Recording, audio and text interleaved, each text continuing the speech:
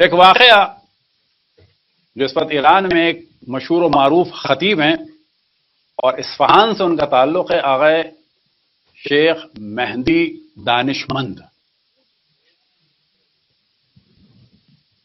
اور بہت ہی کھرے آدمیوں میں سے ہیں، نصیحت بھی کرتے ہیں اور سیاسی موضوعات میں بھی اعتراض بھی کرتے ہیں۔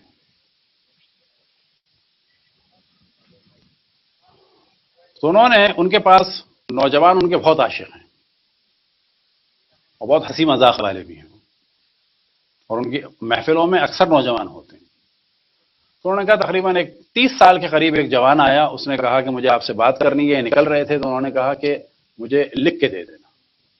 تو انہوں نے کہا لکھ کے نہیں ہو سکتا۔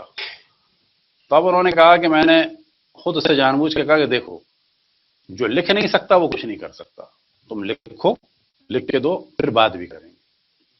انہوں نے کہا میں عام طور پہ نوجوانوں سے کہتا ہوں کہ لکھ کے دیں، بقول ان کے کہ لکھنے کے ذریعے سے انسان کے جو خیالات پراکندہ ہوتے ہیں نا وہ سیٹ ہو جاتے ہیں۔ تو یہ ان کی تربیت کا وہ ہے کہ نا لکھ کے دو، مجھے مختصر لکھو، صاف لکھ کے دو، پھر بعد میں بات بھی کریں گے۔ کہنے لگے اس نے دیا مجھے لکھ کے، اگلے دن وہ میں گھر لے آیا، اور لانے کے بعد جب میں نے پڑھا تو میں نے کہا ارے اس کو تو میں ڈھونڈ رہا تھا۔ کہتے ہیں اگلے دن جب میں گیا وہ مجھ سے ملا تو انہوں نے کہا میں تمہیں ڈھونڈ رہا تھا، اب مجھے بتاؤ سب کیا ہے معاملہ۔ یعنی یہ بات ان تک پہنچی تھی ایک نوجوان کی۔ اب یہ نوجوان کون تھا؟ تو وہ کہتا ہے کہ کتنے میرے برے کام تھے، یہ سمجھ لیں میں نے ماں کو بھی مارا تھا، باپ کو بھی مارا تھا۔ اب ظاہر اس سے برا کیا کام ہو سکتا ہے؟ ہمارے عام طور پہ ہم لوگ کیا کہتے ہیں جی، شراب اور نا، یہ کام سب سے برا ہے۔ یہ ہمیشہ یاد رکھیں، یہ جو دینداروں میں ظلم نارمل ہو گیا ہے۔ دینداروں میں ظلم سے کیا مراد؟ یعنی اگر ایک آدمی نمازی ہے، لوگوں کی بے عزتی کر رہا ہے، لوگوں کو تنگ کر رہا ہے، اس کو، اور جب ہم شرابی کو دیکھتے ہیں تو کس کو برا کہتے ہیں؟ شرابی کو۔ لیکن اصل میں کون برا ہے؟ فرض کریں ایک شرابی ہے جو ظلم نہیں کرتا، دیکھیں شراب بری بات ہے، سور کا گوشت بری بات ہے، حرام کھانا بری بات ہے، سارے حرام بچنا چاہیے۔ لیکن ہم بات کر رہے ہیں کہ ایک آدمی جو نمازی ہو اور بدتمیز ہو اور ظالم ہو، ایک آدمی شرابی ہو، سور کا گوشت کھاتا ہو لیکن توہین نہ کرتا ہو، لوگوں کی مدد بھی کرتا ہو، دونوں برے ہیں، دونوں مومن نہیں ہیں۔ لیکن زیادہ برا کون ہے؟ ہمارے معاشرے میں نمازی کو گرین سگنل دیا جاتا ہے آن لائن کے لیے۔ اسی وجہ سے کیا ہے، پاکستان حج میں دوسرے نمبر پر ہے اور کرپشن میں بھی اوپر ہے، لیکن عدالت اور دیانت اور شرافت کے اعتبار سے جو نمبر آتا ہے تو 170 سم تھنگ آتا ہے۔ تو سوچنا چاہیے کہ مثلا اتنے حاجیوں کے بعد یہ اتنی شرافت میں کمی کیوں ہے؟ وجہ یہ ہے کہ یہ جو پرسنل عبادات ہیں ان کو ہمارے ہاں ایسے ایکسپوز کیا جاتا ہے کہ جس کے بعد اب میں سب کچھ کر سکتا ہوں۔ یہ ایک سب سے بڑا ظلم ہے کہ پھر میں اس سے ملا، اس نے کہا کہ میں نے بدترین گناہ کیے ہیں، ماں کو بھی مارا ہے، باپ کو بھی مارا ہے۔ ہم دوستوں نے ایک جگہ لی بھی تھی اور گفتگو سے لگتا ہے مثال کے طور پر جس طرح سے کہ ہمارے یہاں پاکستان میں فارم ہاؤس وغیرہ کی چیزیں ہیں، اسی قسم کی وہ جگہ تھی، کیا تھی کہ جہاں پر دوست جو ہیں جمع ہو جاتے تھے اور گناہوں کی محفل اور اس قسم کی چیزیں ہوتی تھیں۔ ماں باپ دیندار قسم کے تھے۔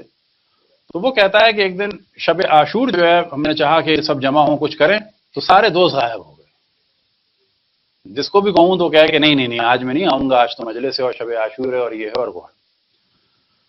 اب یہاں پر ایک چیز کی جانب ہم توجہ دلائیں کہ جو سو کالڈ دیندار ہوتے ہیں ان کا عام طور پہ یہ ہوتا ہے کہ جی یہ آدمی جو ہے وہ ایک اچھا کام نہیں کر رہا تو کچھ بھی نہ اچھا کرے نا۔ ہم لوگوں کی ذمہ داری یہ ہے کہ اگر کسی میں فرض کریں کوئی ایک آدمی سارے سال شراب پیتا ہے، ایک عاشور کے دن نہیں پیتا، فرض کر لیں، یہ آئیڈیل ہے نا، آئیڈیل نہیں ہے، لیکن اس کا مطلب ہے اس میں ایک ایمان باقی ہے ابھی۔ ہم کیا اعتراض کریں گے؟ کیا فائدہ ایک دن تم نہیں پیتے؟ نا، فائدہ ہے ایک دن نہیں پی رہا، یہ جو فائدہ ہے اس کا مطلب ہے اس کے دل میں بھی امام حسین کا احترام باقی ہے۔ اس احترام کو ہم کو ملٹیپلائی کرنا ہے، اس ایک دن سے لے کے 365 دن پہ لے جانا ہے۔ نہ کہ 355 دن بھی ہم کہیں ابھی بھی پی لو اور 364 دن بھی پی لو، ایک دن نہیں پیتے تو اس دن بھی پی لو. عام طور پہ جھنجھلا کے لوگ یہ کہتے ہیں. تو وہ یہ کہتا ہے کہ میں نے جس کو بھی بلایا اس نے کہا کہ نہیں آج تو نہیں آئیں گے. کہتا میں نے گاڑی لی ایسے نکل گیا باہر. اب ایران میں ایک کام ہوتا ہے کہ جو اچھا ہے کمانے کے اعتبار سے کہ کوئی بھی گاڑی جا رہی ہو اس کو آپ روک سکتے ہیں. اگر اس نے ایسی بٹھا لیا تو بٹھا لیا، ورنہ کرایہ لے لیتے ہیں. اور عموماً لوگ یہی کام کرتے ہیں اور اس کو برا نہیں سمجھتے، اپنا ان کا کرایہ پورا ہو جاتا. تو ایک لڑکی نے ہاتھ دیا، وہ بیٹھ گئی. اب بظاہر یہی لگتا ہے کہ ایک دم سے یہ لے گیا اسی جگہ پر، اور یہ لڑکی جو تھی بیچاری 18-20 سال کی، یہ گھبرا گئی بالکل. اور ظاہر ہے کہ نہیں بول پائی، گھبرانے لگی. کچھ لوگ اتنے کنفیوز ہو جاتے ہیں. اور اس نے یہی کہا کہ تمہیں میں واسطہ دیتی ہوں، میں سید ہوں اپنی ماں حضرت فاطمہ کا، اور تم کیسے آدمی ہو جو آج شب عاشور جو ہے اس قسم کا ارادہ کرتے ہو. تو یہ اتنا گرا ہوا تھا. اس نے کہا کیا ہوا شب عاشور؟ 2 اربوں میں لڑائی ہوئی، اس کا میرا کیا تعلق؟ جیسے ہوتا ہے نا بعض دفعہ لوگ پاکستان میں بعض دفعہ کہتے ہیں کہ ہم بھوکے ہیں کہ جو روزہ رکھیں. اس نے اس کو چڑھانے کے لیے کہا کہ 2 اربوں کی لڑائی سے میرا کیا تعلق؟ کہا کہ خدا کا خوف کرو، تم کس قسم کے آدمی ہو؟ تو اس نے کہا میں صرف جوان ہوں اور جوانی کی چیزیں جانتا ہوں. اس نے کہا تم جوان بھی نہیں ہو. غنڈوں کو فارسی میں کہا جاتا ہے وہاں پر لات، اور غنڈہ گردی کے لیے کہا جاتا ہے کہ لاتی. تو اس نے کہا کہ اگر تم واقعا جوان ہو، تم دیندار نہیں ہو، تو کم سے کم دیندار اگر نہیں ہو تو لاتوں والی لاتی تو تم میں ہونی چاہیے. لاتوں والی غیرت تو ہو تم میں، غنڈوں والی غیرت تو ہو تم میں، کیونکہ ان کو بھی چیلنج دیا جاتا ہے تو وہ ہوتا ہے. اگر تم واقعا مرد ہو، تم اپنے آپ کو کنٹرول کر کے دکھاؤ، اور میں تمہیں وعدہ دیتی ہوں کہ میری ماں حضرت فاطمہ تمہیں سہارا دیں گی. تم اگر واقعا جوان ہو میری اس بات کو مانو. تو ایک دم سے جذباتی ہوا، اس نے کہا کہ چلو، اور اس کو چھوڑ کے آیا. وہ کہتا ہے کہ لڑکی جو ہے وہ گاڑی میں بھی کانپ رہی تھی، رو رہی تھی. اور جب میں نے اتارا ہے تو اس نے شیشے کے پاس آ کے پھر کہا کہ یاد رکھو میری ماں تمہیں چھوڑے گی نہیں، میری ماں حضرت فاطمہ تمہیں چھوڑیں گی نہیں، تمہارا ساتھ دیں گی، تمہیں دیں گی کچھ نہ کچھ. اب یہ غصے کے عالم میں بجائے اس جگہ جانے کے اپنے گھر آ گیا. جب گھر آیا تو گھر میں کوئی بھی نہیں تھا، اور اس نے لگایا ٹی وی. جب ٹی وی لگایا تو ڈائریکٹ ٹیلی کاسٹ ہو رہا تھا کربلا سے. اور راستے میں اس لڑکی نے کہا تھا کہ تم اپنے اس کام کے ذریعے سے امام زمان کے تازیانہ مارو گے اگر میرے ساتھ کچھ کرو گے تو. وہ کہتا ہے کہ ایک دم سے جو ہے وہ کربلا کی زری آنے لگی. پھر ایک دم سے جو ہے وہ ٹی وی ڈیوائیڈ ہوا تو ایک طرف امام حسین کی زری اور گنبد نظر آتا تھا اور چلا جاتا تھا، دوسری جانب حضرت عباس کا نظر آتا تھا. پھر ایک دم سے جو ہے وہ ٹی وی میں جیسے پارٹیشن ہو جاتا ہے تو امام حسین کی زری نظر آنے لگی، اور یہاں پر تعزیہ نظر آنے لگا. تعزیہ سے کیا مراد؟ کہ جو ایران عراق میں شبی خوانی ہوتی ہے. اور اس تعزیے میں کیا نظر آ رہا تھا کہ بعد شہادت امام حسین جب خیام جلائے گئے اور بیویوں کو مارا جا رہا تھا تو اس میں تعزیہ میں دکھایا جا رہا تھا کہ امام حسین کی جو صاحبزادی ہیں ان کی منظرکشی تھی کہ ان کو جو ہے وہ مارا جا رہا ہے. تو ایک دم سے کہتے ہیں کہ کس طرح سے امام حسین کی بیٹی پہ ظلم ہوا، اور فوراً کہتے ہیں جو لڑکی نے جملہ کہا تھا کہ تم اپنے اس گناہ سے امام زمان کے تازیانہ مارتے ہو، تو کہنے لگے میں ایک دم سے وہ ہو گیا کہ جس طرح سے یہ لوگ تازیانہ مان رہے ہیں امام حسین کی بیٹی سکینہ اور رقیہ پر، میں امام زمان کو تازیانہ مارتا تھا آج تک گناہ کے ذریعے سے. اور یہ کہہ کے اس نے رونا شروع کیا، کیونکہ اس نے کئی سال سے عزاداری بھی چھوڑی ہوئی تھی.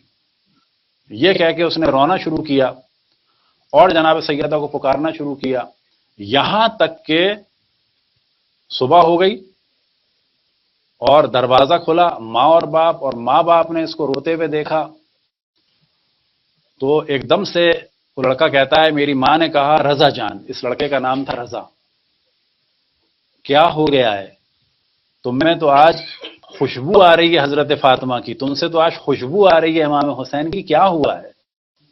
تو کہتا ہے کہ میں ماں کے قدموں پہ گر گیا، باپ کے قدموں پہ گرا، معافی مانگی کہ مجھے معاف کر دیں، اور کئی سال کے بعد اب میں نے کالی قمیص پہنی صبح حیات میں جانے کے لیے، حیات کہتے ہیں یعنی انجمن میں جانے کے لیے، ایران میں ہر محلے کی انجمن ہوتی ہے، کہتے ہیں میں نے کالی قمیص پہنی گیا۔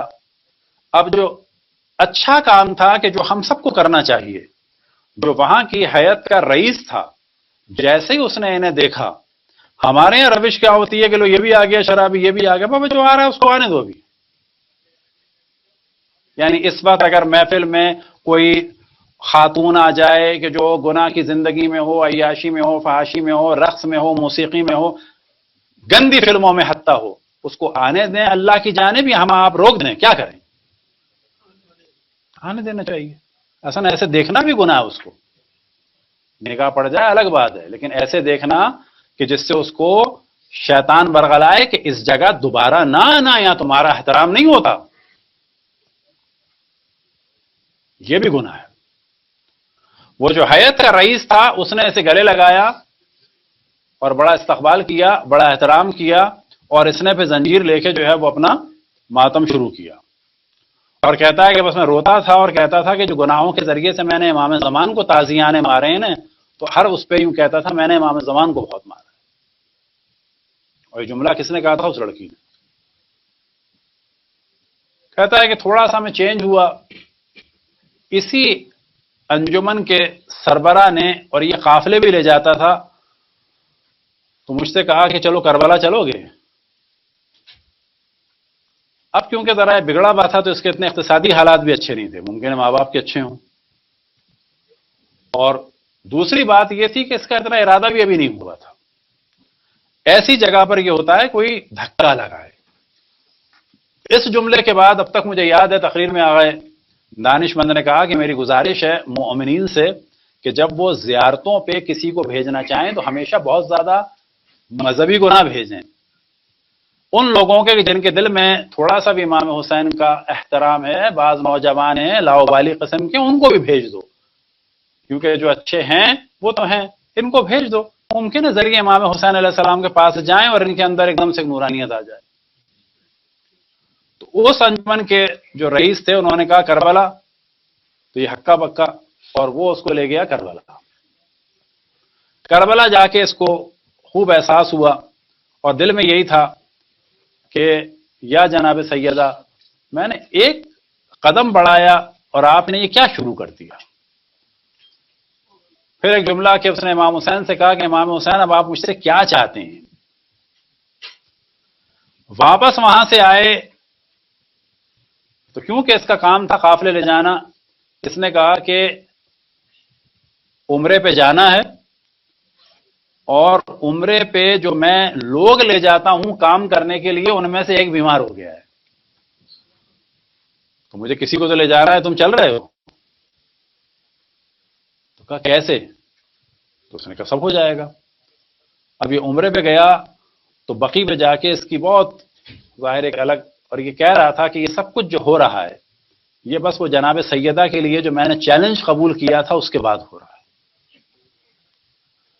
اب یہ اس کی زندگی ذرا بدل گئی، اور کچھ دن کے بعد ماں نے کہا کہ تم شادی کر لو۔ اس نے کہا کہ صحیح ہے، اس کو ابھی بھی جو ہے اپنے آپ سے نا امیدی تھی کہ مجھے کوئی اتنی اچھی جگہ نہیں ملے گی۔ تو ماں نے کہا کہ لڑکی کو ہم نے دیکھا ہے اور بڑی دیندار لڑکی ہے، اور وہاں امکان ہے ہماری بات ہو گئی۔ اب ظاہر ہے کہ بات یعنی ہو گئی، تبھی انہوں نے کہا کہ آ جاؤ۔ اور اس ملاقات میں لڑکے کے باپ نے کہا اس سے کہ میں اس سے ذرا الگ بات کرنا چاہتا ہوں، اور کہا اس سے لڑکے سے باپ نے، جو خود کہتا ہے کہ اس نے کہا رضا جان، اے رضا جو تم میری جان ہو، مجھے تمہارا پورا ماضی پتا ہے، اور میں تمہارے ماضی کو نظر انداز کر رہا ہوں کیونکہ تم اب حسینی ہو چکے ہو، میں تم سے تمہارے ماضی کے بارے میں کچھ نہیں پوچھوں گا، کیونکہ تم اس وقت بڑے پکے امام حسین کے ہو چکے ہو۔ میں تم سے صرف ایک خواہش کروں گا، اگر وہ تم مان لو گے تو میں لڑکی دے دوں گا، میں دے دوں گا، باقی جو فائنل ڈیسیشن ہے وہ میری بیٹی کا ہوگا، میرا فائنل ہوگا۔ کا کیا؟ کہنے لگے صرف ایک گزارش ہے، اب امام حسین کا در نہ چھوڑنا، یہ مجھے وعدہ دے دو تو میری جانب سے تو فائنل ہے۔ اب ظاہر ہے یہ لوگ رونے لگے، اس نے کہا کہ میں اب امام حسین کو کہیں چھوڑ کے نہیں جاؤں گا۔ اتنے میں قرار ہوا، سب آ کے بیٹھے کہ اب عروس خانم یعنی دلہن کو آنا ہے اور وہ چائے لے کے آئے گی۔ وہ محترمہ چائے لے کے آئیں اور اس کے سامنے جیسی ٹرے لائی تو اس کی ٹرے گر گئی اور دوڑتی ہوئی کمرے سے نکلی اور کمرے میں گر کے رونے لگی، یا زہرا کہہ کے۔ یہ سب لوگ پریشان ہو گئے، اس کی ماں بہنیں بھی گئیں، اس کی ماں بہنیں بھی گئیں، اس سے لپٹ گئیں، اور اس کے بعد یہ بھی ہکا بکا، کیونکہ سب نے کہنا شروع کر دیا یا زہرا یا زہرا یا زہرا۔ تو اس نے پوچھا یہ سب کیا ہوا ہے؟ تو اس کی ماں دوڑتی بھی آئی اور کہا کہ جانتے ہو کیا کہہ رہی ہے لڑکی؟ کہا کیا؟ کہنے لگی وہ یہ کہہ رہی ہے کہ میں نے رات کو خواب دیکھا تھا، اس کو دیکھتے ہی مجھے یاد آیا ہے کہ رات کو میں نے جناب سیدہ کو دیکھا تھا، انہوں نے اس کی تصویر دکھائی اور کہا کہ دیکھو یہ میرے حسین کا نیا نیا دوست بنا ہے، تجھے میرا واسطہ ہے کہ اس کو نہ کہنا۔ بس یہی خواب میرے ذہن میں آیا تو میں نے جناب سیدہ کو پکارنا شروع کیا، اور یہاں یہ کہتا ہے کہ میں نے کہا کہ یا جناب سیدہ، ایک کام میں نے آپ کے لیے کیا اور آپ نے یہاں تک میرا ساتھ دیا، اور پھر اس لڑکی کا یاد آیا کہ دیکھو میں وعدہ کرتی ہوں کہ میری ماں تمہیں سہارا دے گی، چھوڑے گی نہیں۔